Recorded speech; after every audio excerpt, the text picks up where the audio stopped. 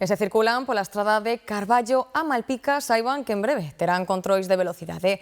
A DXT instalou un radar de tramo á altura de Seixas nun treito limitado a 90 km/h. É o terceiro radar que instalan na Costa da Morte este ano.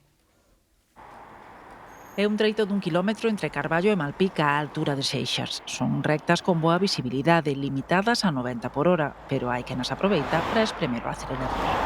Desde que collen a reta esa, por aquí pasan bastante lanzados. Hai moitos que a buena cartera pasan a 100 e pico.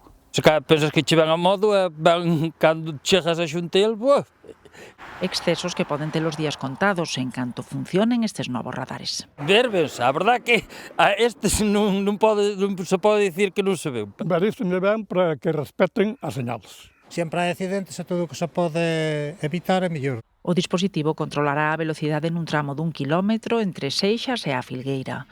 Confían en que disuada os que incumpren. O único que nos dói algo é o bolsillo, o resto pasamos. Temos que ser conscientes de que hai que andar pola vida non facendo daño. E a persona que anda nesa velocidade está facendo daño.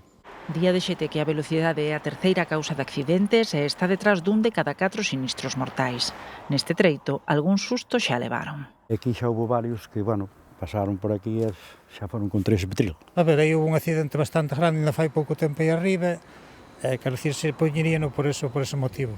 Este da C418 en Malpica é un dos 122 radares que prevé instalar a DXT este ano en España para tentar reducir a sinistralidade nas estradas.